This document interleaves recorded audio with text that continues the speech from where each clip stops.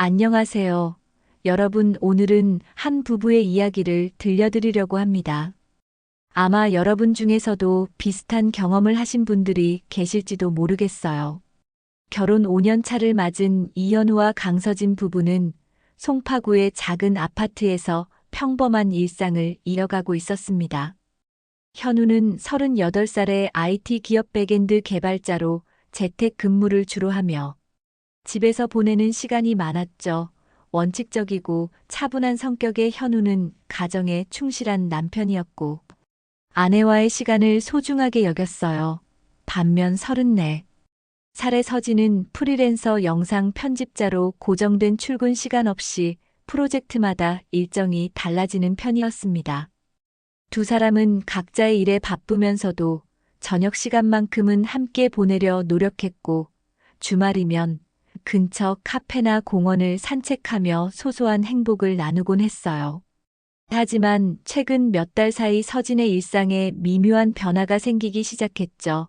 평소엔 집에서 간편한 차림으로 작업하던 서진이 갑자기 외출할 때마다 화장을 하고 새로 산 옷을 입는 횟수가 늘어났습니다.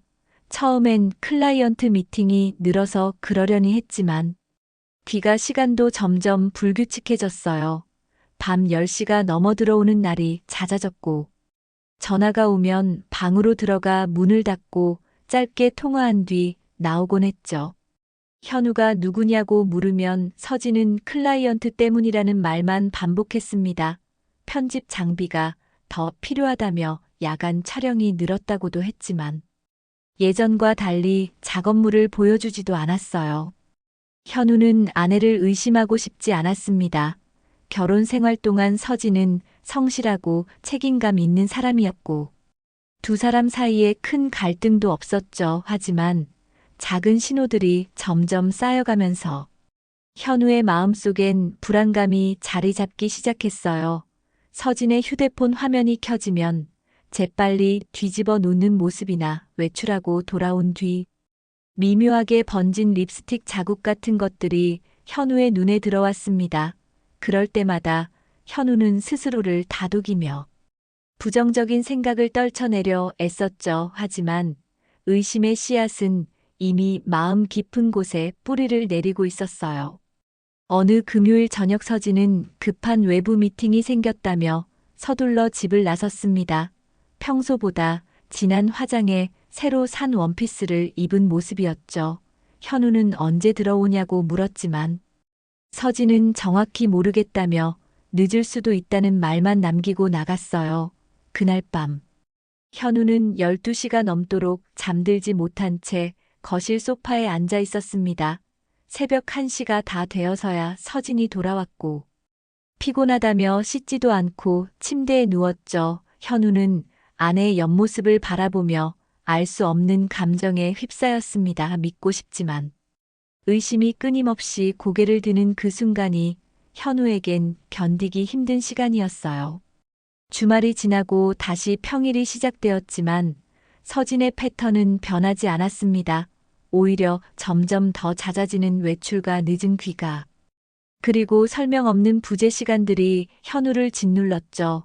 현우는 직접 물어볼까 고민했지만 확실한 근거도 없이 아내를 추궁하는 것이 옳지 않다고 생각했어요. 혹시 자신의 기우일 수도 있고 서진이 정말 바쁜 프로젝트를 진행 중일 수도 있다는 생각도 들었습니다. 하지만 마음 한편에선 이미 무언가 잘못되었다는 직감이 점점 강해지고 있었죠. 평범했던 일상은 조금씩 균열이 생기며 무너지기 시작했고 현우는 그 균열 속에서 혼자 불안과 싸우고 있었습니다. 서진의 변화는 단순한 업무 과중으로 치부하기엔 너무나 명확했습니다. 이전까지 서진은 프로젝트를 마칠 때마다 자신이 작업한 영상을 현우에게 먼저 보여주며 의견을 물었죠. 광고 영상이든 홍보 콘텐츠든 편집이 끝나면 자랑스럽게 공유하던 모습이 서진의 습관이었어요. 하지만 최근 석 달 동안은 단 한 번도 작업물을 보여주지 않았습니다. 현우가 요즘은 어떤 프로젝트를 하냐고 물으면 서진은 그냥 바쁘다는 말만 되풀이했고 구체적인 내용은 일절 공유하지 않았죠. 편집실에서 밤샘 작업을 한다더니 다음 날 특별히 피곤한 기색도 없이 가벼운 표정으로 돌아오는 날도 많았습니다. 현우는 서진의 휴대폰 사용 패턴에서도 이상함을 느꼈어요. 예전엔 식탁에 휴대폰을 놓고 함께 식사하던 서진이 이젠 늘 손에 들고 다니거나 화면을 아래로 향하게 뒤집어 놓았습니다. 알림이 울려도 재빨리 확인하고는 아무렇지 않은 척 넘기곤 했죠. 어느 날 저녁 서진이 샤워하러 들어간 사이 테이블 위에 휴대폰이 놓여 있었는데 메시지 알림이 여러 개 떴습니다. 현우는 무심코 화면을 봤지만 발신자 이름은 저장되지 않은 번호들이었고 내용 미리 보기는 꺼져 있어 확인할 수 없었어요. 그 순간 현우는 자신이 아내의 휴대폰을 들여다보고 있다는 사실에 씁쓸함을 느꼈지만 동시에 이런 상황을 만든 서진에 대한 불신도 커져갔습니다.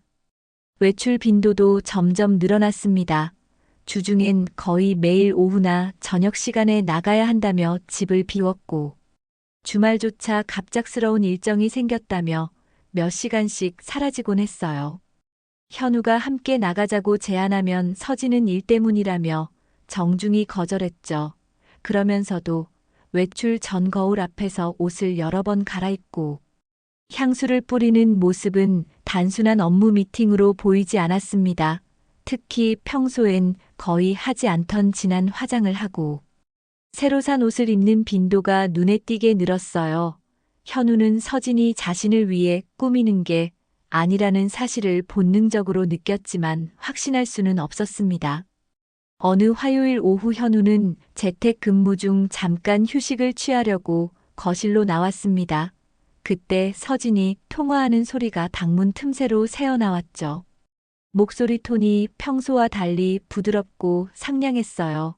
웃음소리도 섞여 있었습니다. 현우는 의도치 않게 그 소리를 듣게 되었고 가슴 한편이 서늘해지는 느낌을 받았어요. 통화가 끝나고 서진이 방에서 나왔을 때 현우는 누구랑 통화했냐고 물었습니다. 서진은 잠깐 당황한 표정을 지었다가 이내 클라이언트라며 대수롭지 않게 대답했죠. 하지만 그 짧은 순간의 표정 변화를 현우는 놓치지 않았습니다. 카드 사용 내역에서도 의문점이 생겼습니다. 현우는 부부 공동 계좌의 카드 사용 내역을 정기적으로 확인하는 편이었는데 최근 서진의 카드로 결제된 항목 중 모텔 인근 편의점과 카페 결제 내역이 여러 번 보였어요. 서진에게 물어보니 촬영 장소 근처라며 간단히 설명했지만 그 지역은 서진이 평소 작업하던 곳과는 전혀 다른 동네였습니다. 현우는 더 캐묻지 않았지만 그 내역들을 따로 메모해두기 시작했어요. 무언가 잘못되고 있다는 확신이 점점 강해졌지만 결정적인 증거가 없는 상황에서 섣불리 추궁할 수도 없었죠. 현우는 조용히 관찰하며 상황을 지켜보기로 했습니다. 밤마다 침대에 나란히 누워있지만 두 사람 사이의 거리는 점점 멀어져만 갔습니다. 서진은 피곤하다며 현우를 피했고 스킨십도 현저히 줄었어요. 부부로서의 친밀감은 사라지고 마치 같은 공간에 사는 타인처럼 느껴지는 날들이 이어졌죠. 현우는 매일 밤 천장을 바라보며 이 상황을 어떻게 해결해야 할지 고민했습니다. 직접 대면해서 솔직하게 물어볼까? 아니면 좀 더 지켜볼까? 마음이 계속 흔들렸어요. 하지만 무엇보다 두려운 건 자신의 의심이 사실로 드러나는 순간이었습니다. 현우는 그 진실을 마주할 준비가 되어 있지 않았지만 동시에 이 불확실한 상태로 계속 살아갈 수도 없다는 걸 알고 있었죠. 어느 목요일 오후 3시쯤 현우는 집에서 코드 작업을 하던 중이었습니다. 집중해서 모니터를 보고 있는데 갑자기 현관 초인종 소리가 울렸죠. 택배가 왔나 싶어 인터폰 화면을 확인했지만 아무도 보이지 않았어요. 문 앞에만 배달대행 포장 봉투 하나가 놓여 있었습니다. 현우는 고개를 갸우뚱하며 문을 열고 봉투를 집어들었죠. 자신은 최근에 아무것도 주문한 기억이 없었지만 아마도 서진이 시킨 물건이겠거니 생각했어요. 편집 장비 부속품이나 소품 같은 걸 자주 주문하던 서진이었으니까요. 현우는 별 생각 없이 봉투를 들고 집 안으로 들어왔습니다. 봉투를 뜯어보니 안에는 작은 USB 하나만 덩그러니 들어있었어요. 별다른 메모나 송장도 없었고 그냥 투명 지퍼백에 담긴 USB 하나뿐이었죠.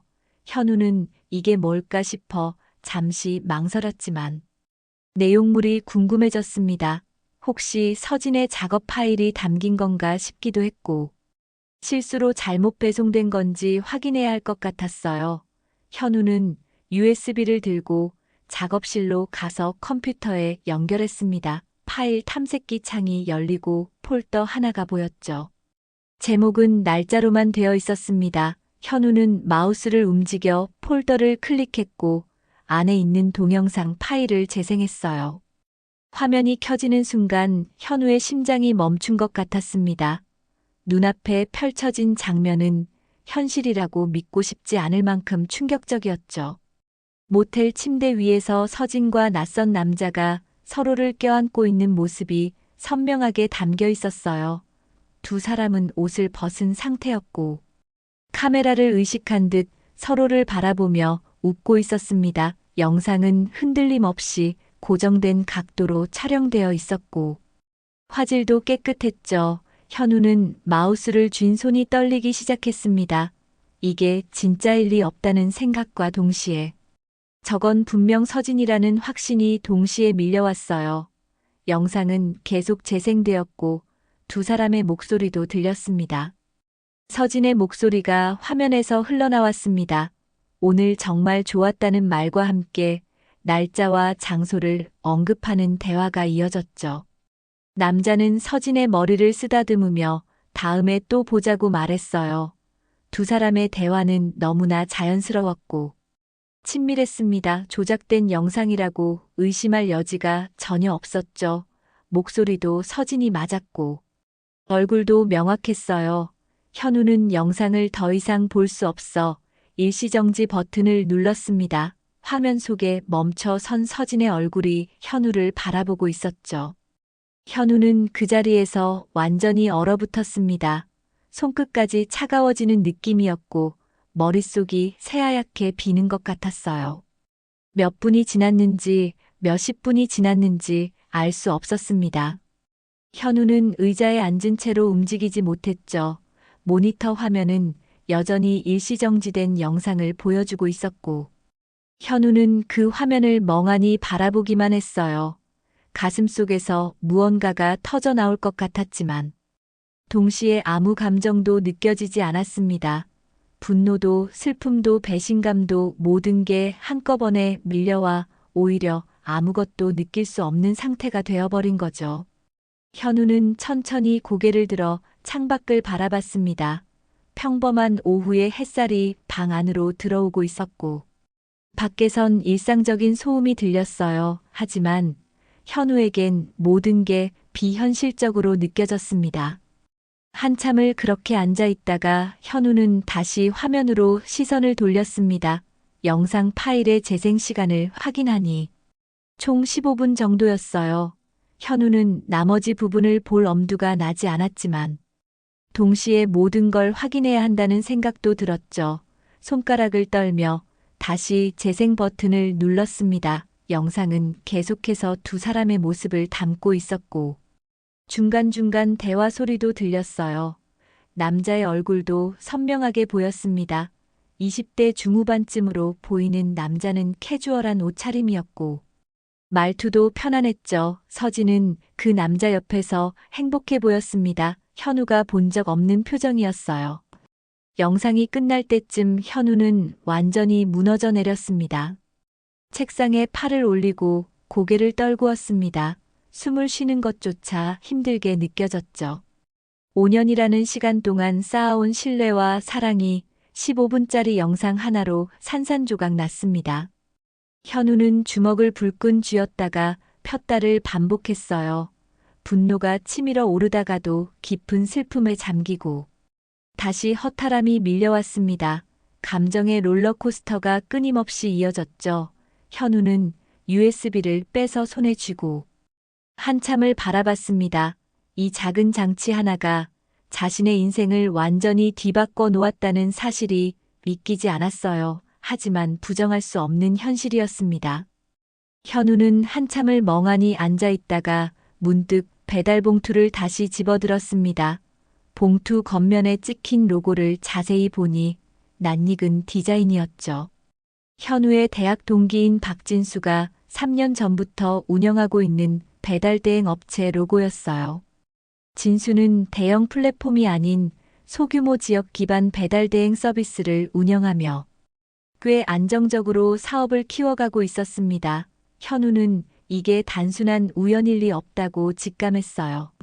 누군가 의도적으로 이 USB를 자신에게 보낸 건지 아니면 정말 실수로 잘못 배송된 건지 확인해야 했죠. 현우는 떨리는 손으로 휴대폰을 집어들고 진수에게 전화를 걸었습니다. 진수는 2번의 신호음 만에 전화를 받았습니다. 오랜만이라며 반가워하던 진수는 현우의 침울한 목소리를 듣고 바로 분위기를 파악했죠. 무슨 일이냐고 묻는 진수에게 현우는 상황을 간략하게 설명했어요. 오늘 오후에 진수 업체 봉투로 배달된 USB를 받았는데 내용물이 심각한 문제가 있다고 말했습니다. 자세한 얘기는 할 수 없지만 배송 기록을 확인해 줄 수 있겠냐고 조심스럽게 부탁했죠. 진수는 즉시 알겠다며 주소와 받은 시간을 물었고 현우는 송파구 자신의 집 주소와 오후 3시쯤이라고 답했어요. 진수는 잠시만 기다리라며 시스템에 접속하기 시작했습니다. 10분 정도 지나 진수에게서 다시 전화가 왔습니다. 진수의 목소리는 당황스러움과 의아함이 섞여 있었어요. 로그를 확인했는데 이상한 점이 있다고 말했죠. 주문자 이름은 정혜욱이라는 라이더였고 배송 신청을 직접 한 기록이 있었습니다. 보통은 고객이 주문하면 라이더가 배정받는 구조인데 이번엔 라이더 본인이 직접 배송을 신청한 케이스였어요. 더 이상한 건 받는 주소였습니다. 원래 입력된 주소는 서진의 작업실 주소였는데 시스템 자동 완성 기능 때문에 현우의 집 주소로 바뀌어 있었다는 거죠. 진수는 이게 어떻게 된 일인지 이해가 안 간다며 고개를 갸우뚱했습니다.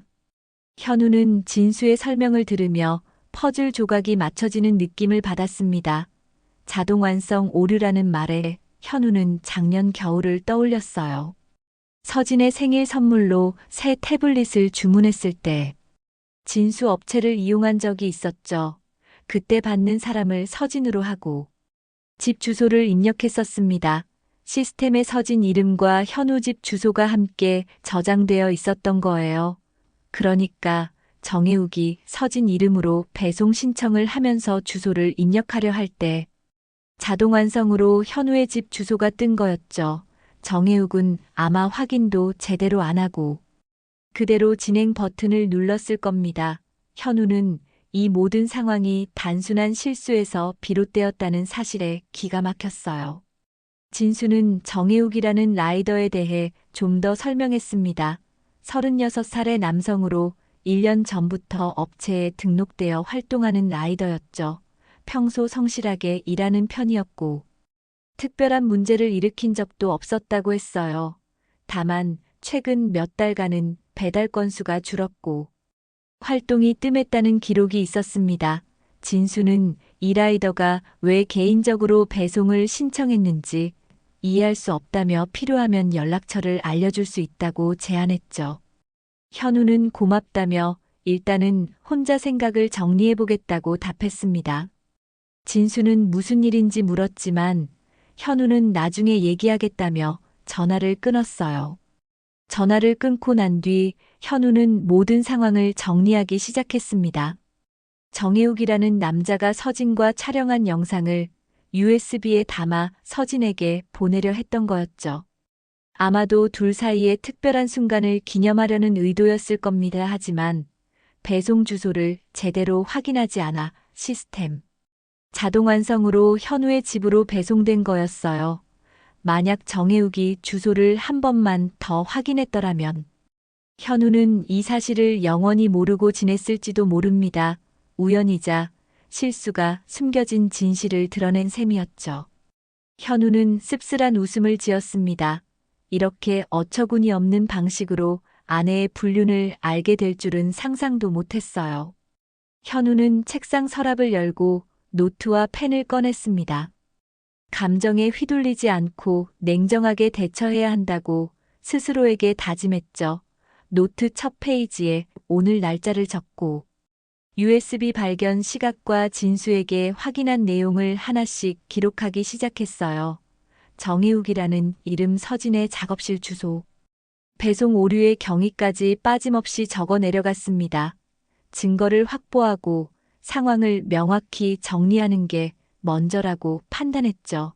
현우의 손은 여전히 떨렸지만 글씨는 또박또박 선명했습니다. 배신감과 분노 속에서도 현우는 자신이 해야 할 일을 차근차근 진행하고 있었어요.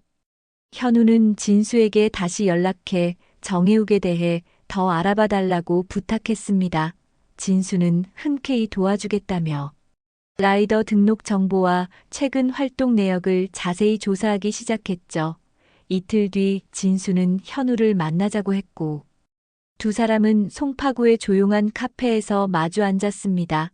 진수는 노트북을 펼치며 조사한 내용을 하나씩 설명하기 시작했어요. 정혜욱은 대형 배달 플랫폼에 소속된 라이더였고 진수의 업체는 부업처럼 가끔 이용하는 정도였습니다. 소득은 월 평균 300만 원 정도였고 강동구에 원룸을 얻어 혼자 살고 있었죠. 진수는 정혜욱의 소셜미디어 계정도 찾아냈는데 거기엔 배달 일상과 함께 가끔 촬영 현장 사진들이 올라와 있었어요. 그 사진들 중에는 서진이 함께 찍힌 것도 여러 장 있었습니다. 배달 플랫폼 홍보, 영상 촬영 현장이라는 설명과 함께 서진과 정혜욱이 나란히 서서 웃고 있는 모습이었죠. 게시 날짜를 확인하니 6개월 전부터 시작되었습니다. 진수는 이 시기가 서진과 정혜욱이 처음 만난 때일 거라고 추측했어요. 현우는 사진들을 하나하나 넘겨보며 두 사람의 관계가 어떻게 발전했는지 짐작할 수 있었습니다. 처음엔 업무적인 거리를 유지한 듯 보이던 사진들이 점점 자연스럽고 가까워지는 모습으로 변해갔어요. 마지막 사진은 석 달 전에 올라온 것으로 두 사람이 카페에서 커피를 마시는 모습이었죠. 촬영이 끝난 뒤 개인적으로 만난 것처럼 보였습니다. 진수는 정혜욱의 최근 배달 패턴도 분석해봤다고 했습니다. 6개월 전까지는 하루 평균 20건 이상의 배달을 소화하던 성실한 라이더였는데 그 이후로는 배달 건수가 절반 이하로 줄었다고 했죠. 특히 오후 시간대와 저녁 시간대에 활동이 거의 없었고 주말에도 일을 하지 않는 날이 많았습니다. 진수는 이게 일반적인 라이더 패턴과 맞지 않는다며 고개를 저었어요. 보통은 저녁 시간이 배달 주문이 가장 많을 때인데 정혜욱은 오히려 그 시간을 피하고 있었던 겁니다. 현우는 그 시간이 서진과 만나는 시간이었을 거라고 확신했죠. 서진 역시 저녁 시간에 외출이 잦았으니까요. 두 사람의 일정이 묘하게 겹친다는 사실이 모든 걸 설명해 주었습니다. 현우는 진수에게 고맙다며 커피값을 계산하려 했지만 진수가 손을 저었습니다. 진수는 현우의 표정을 보며 대충 상황을 짐작했는지 조심스럽게 물었어요. 혹시 USB 내용이 그런 거였냐고 직접적으로 묻진 않았지만 눈빛으로 위로를 전했죠. 현우는 고개를 끄덕이며 나중에 자세히 얘기하겠다고 답했습니다. 진수는 필요한 게 있으면 언제든 연락하라며 현우의 어깨를 두드렸어요. 현우는 친구의 따뜻한 마음씨에 감사함을 느꼈지만 동시에 자신의 처지가 더욱 비참하게 느껴졌습니다. 카페를 나서며 현우는 주머니 속 USB를 만지작거렸죠. 이 작은 장치가 자신의 인생을 완전히 바꿔놓았다는 게 여전히 믿기지 않았어요. 집으로 돌아온 현우는 서재에 앉아 노트를 펼쳤습니다. 진수에게 받은 정보를 정리하며 전체 그림을 그려보기 시작했죠. 서진은 6개월 전 배달 플랫폼 홍보 영상 프로젝트를 맡았고, 그때 모델 겸 실제 라이더로 정혜욱을 만났습니다. 촬영은 한 달 정도 진행되었을 테고, 그 과정에서 두 사람은 자연스럽게 가까워졌을 거예요.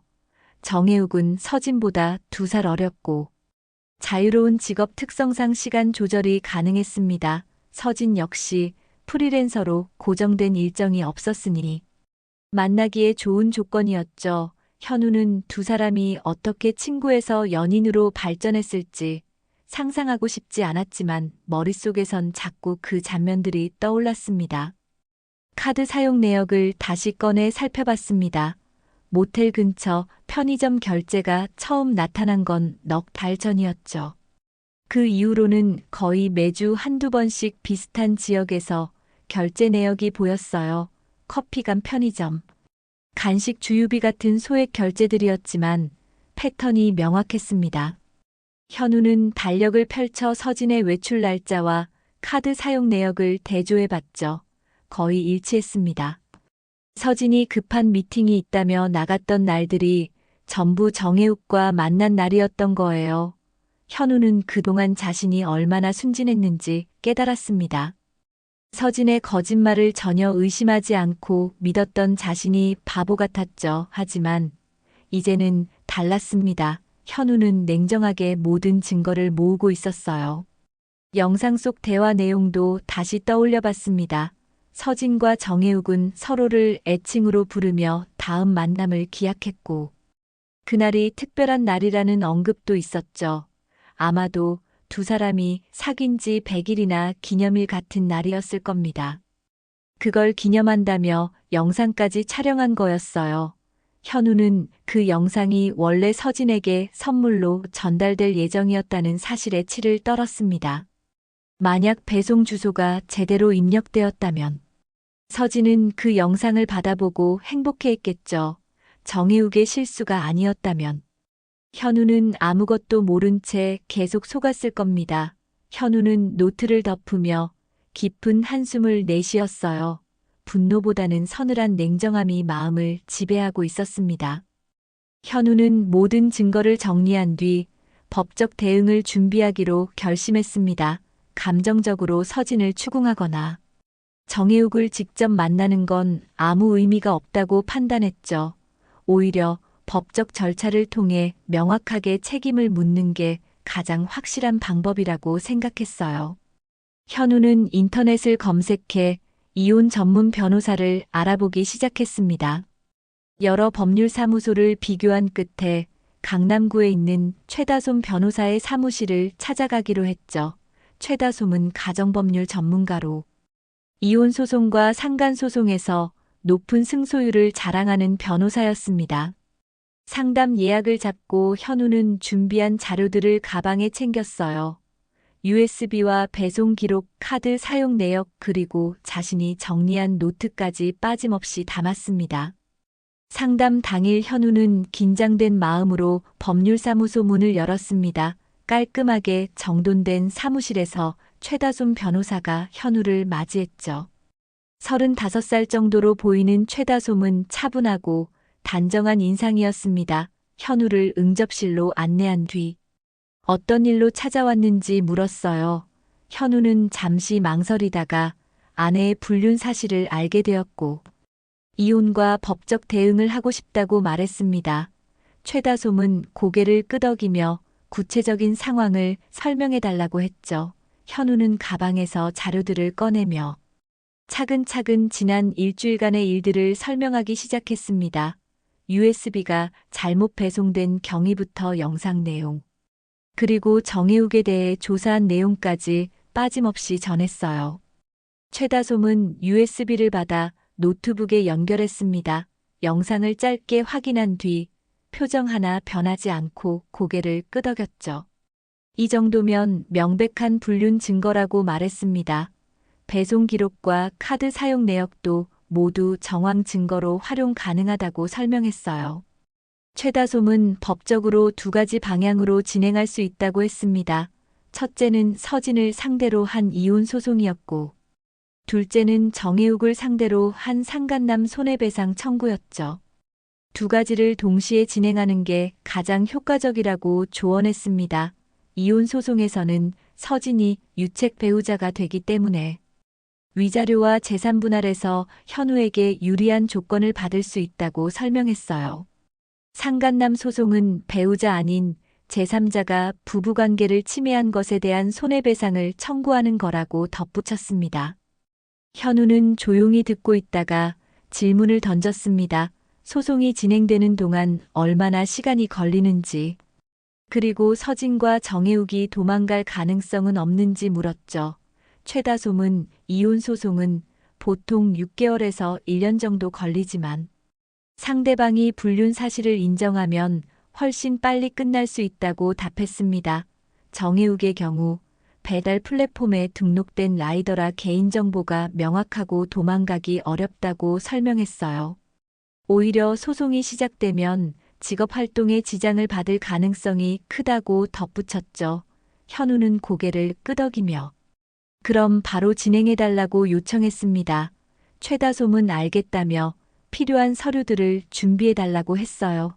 혼인관계증명서와 가족관계증명서, 그리고 재산 관련 서류들이 필요하다고 설명했습니다.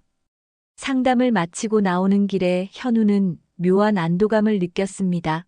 혼자서 모든 걸 감당해야 한다는 막막함이 조금 덜어진 기분이었죠. 전문가의 도움을 받아 체계적으로 대응할 수 있다는 사실이 현우에게 힘이 되었어요.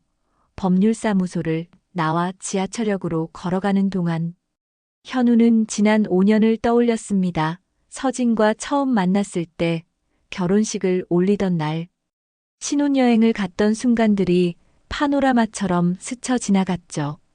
그때는 정말 행복했었다는 생각이 들었습니다. 하지만 그 행복이 언제부터 거짓이 되었는지는 알 수 없었어요. 어쩌면 서진은 처음부터 진심이 아니었을 수도 있다는 생각에 현우는 가슴이 먹먹해졌습니다. 집에 돌아온 현우는 서재 책상에 앉아 필요한 서류들을 준비하기 시작했습니다. 구청 홈페이지에 접속해 증명서 발급을 신청했고, 은행과 카드사에도 거래 내역 발급을 요청했죠. 모든 절차를 차근차근 밟아가면서 현우는 자신이 점점 냉정해지고 있다는 걸 느꼈어요. 처음 USB를 봤을 때의 충격과 분노는 이제 차가운 결단으로 바뀌어 있었습니다. 더 이상 감정에 휘둘리지 않겠다고 다짐했죠. 서진이 집에 돌아오기 전까지 현우는 모든 준비를 마쳤습니다. 이제 남은 건 서진과 마주하는 일뿐이었어요. 현우는 창밖을 바라보며 깊은 숨을 들이쉬었습니다. 곧 모든 게 끝날 거라는 생각이 들었죠. 저녁 7시쯤 서진에게서 문자가 왔습니다. 오늘은 일찍 들어간다는 내용이었어요. 현우는 답장을 보내지 않고 휴대폰을 내려놓았습니다. 식탁 위에 USB와 배달 봉투를 조용히 올려놓았죠. 그리고 소파에 앉아 서진이 돌아오기를 기다렸습니다. 시계 초침 소리가 유난히 크게 들렸어요. 현우의 심장도 그 소리에 맞춰 뛰고 있었습니다. 긴장되면서도 이상하게 침착한 기분이었죠. 5년간의 결혼 생활이 오늘 밤 완전히 끝날 거라는 예감이 들었습니다. 현우는 두 손을 깍지 끼고 문을 바라봤어요. 이제 곧 진실과 마주할 시간이었습니다. 8시 30분쯤 현관문이 열리는 소리가 들렸습니다. 서진이 평소처럼 신발을 벗으며 다녀왔다고 말했죠. 현우는 소파에서 일어나지 않고 조용히 앉아 있었어요. 서진은 거실로 들어오다가 식탁 위에 놓인 배달 봉투와 USB를 발견했습니다. 잠시 멈칫하더니 이게 뭐냐고 물었죠. 목소리는 평소와 다름없이 밝았지만 눈빛이 미세하게 흔들렸어요. 현우는 아무 대꾸 없이 서진을 바라보기만 했습니다. 그 침묵이 서진을 더 불안하게 만들었죠. 서진은 봉투를 집어들며 자기가 주문한 거 아니라고 말했습니다. 혹시 잘못 배송된 거 아니냐며 웃음을 지어 보였어요. 현우는 천천히 자리에서 일어나 식탁으로 걸어갔습니다. 서진의 바로 앞에 서서 USB를 가리키며 한번 봐보라고 말했죠. 목소리는 낮고 차분했지만 그 안에 담긴 무게감이 서진을 압도했습니다. 서진은 USB를 보며 이게 뭐냐고 다시 물었어요. 하지만 현우는 대답 대신 노트북을 가져와 식탁 위에 펼쳤습니다. USB를 연결하고 영상 파일을 클릭했죠. 화면이 켜지는 순간 서진의 얼굴에서 핏기가 싹 빠졌습니다. 자신과 정혜욱이 함께 찍힌 영상이 재생되기 시작했으니까요. 서진은 황급히 노트북을 닫으려 했지만 현우가 손을 막았습니다. 이게 뭐냐고 따져 물으려던 서진의 입에서 말이 나오지 않았습니다. 영상은 계속 재생되었고 두 사람의 목소리가 거실에 울려 퍼졌죠. 서진은 고개를 돌리며 이건 아니라고 중얼거렸어요. 설명할 수 있다며 손을 내저었습니다. 하지만 현우는 설명은 필요 없다고 잘라 말했죠. 대신 책상에서 가져온 서류 봉투를 식탁 위에 내려놓았습니다.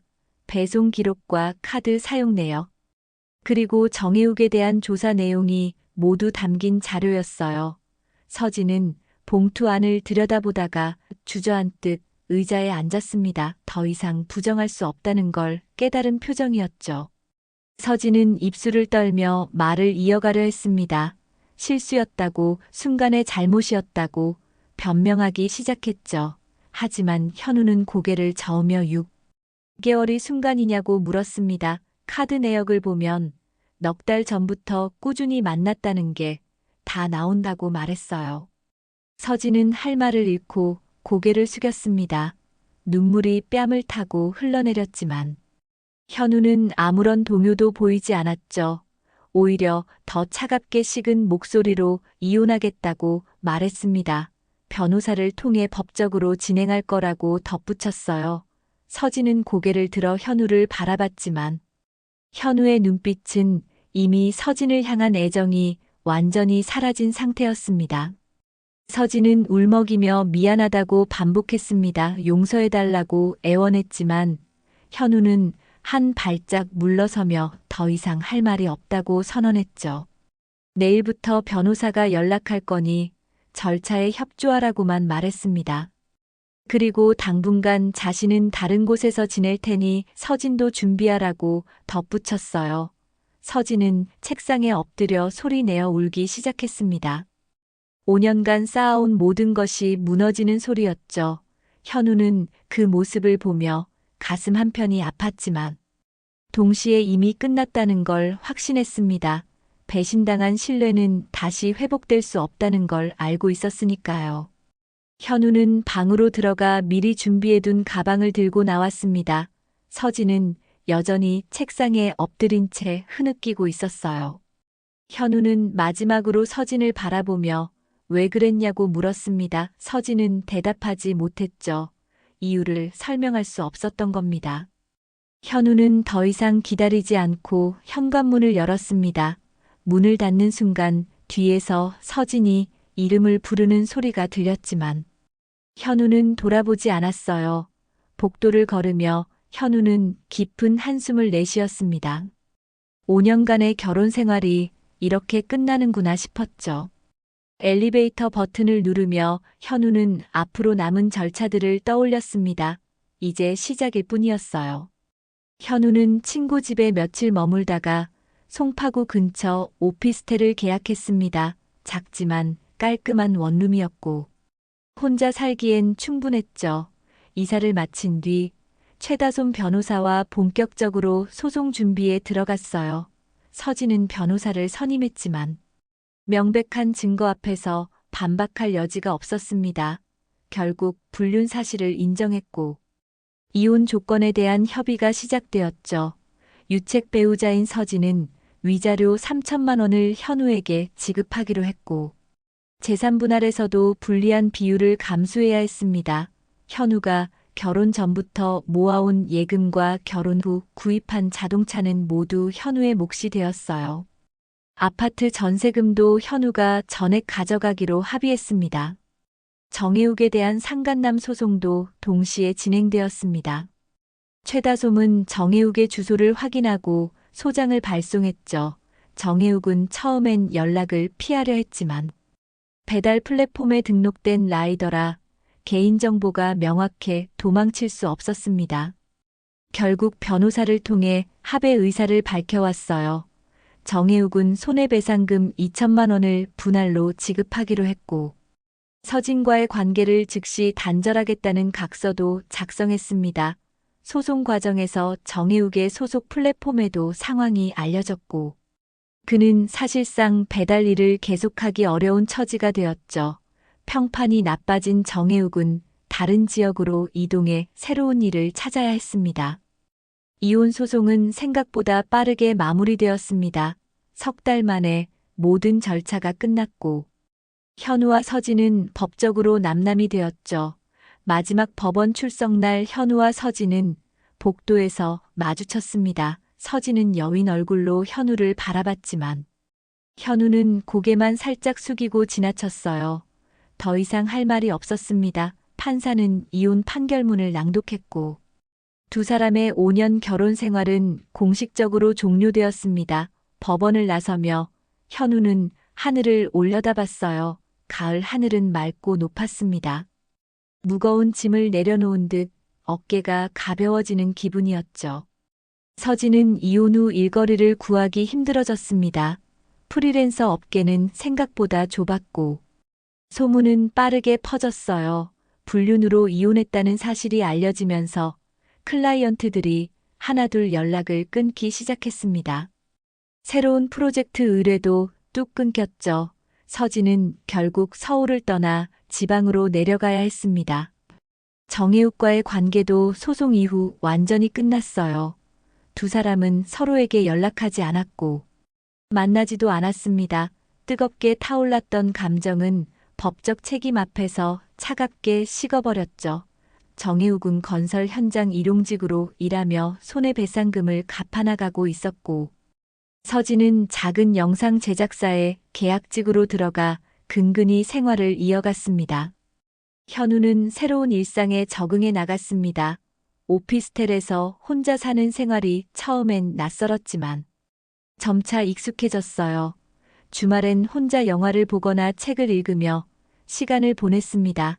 회사 동료들과 저녁 약속도 잡았고 오랜만에 취미 활동도 시작했죠. 마음의 상처는 여전히 남아 있었지만 시간이 지나며 조금씩 아물어가고 있었습니다. 현우는 다시는 누군가를 쉽게 믿지 않겠다고 다짐했지만 동시에 새로운 시작을 두려워하지도 않기로 했어요. 배신의 아픔을 겪었지만 그 경험이 자신을 더 강하게 만들었다고 생각했습니다. 어느 토요일 오후 현우는 오피스텔 창가에 앉아 커피를 마시고 있었습니다. 창밖으로 보이는 거리엔 사람들이 오가고 배달 라이더들이 바쁘게 움직이고 있었죠. 현우는 문득 그날 오후를 떠올렸어요. 문 앞에 놓인 작은 배달 봉투 하나가 자신의 인생을 완전히 바꿔놓았다는 사실이 여전히 신기했습니다. 만약 그 USB가 제대로 배송되었다면 현우는 아직도 모르는 채 살고 있었을 거예요. 우연한 실수가 숨겨진 진실을 드러냈고 현우에게 새로운 삶을 선택할 기회를 준 겁니다. 현우는 커피잔을 내려놓고 미소 지었습니다. 고통스러운 시간이었지만 이제는 자신을 위해 살아갈 수 있게 되었으니까요. 그리고 그 모든 변화는 문 앞에 도착한 작은 배달 봉투 하나에서 시작되었습니다.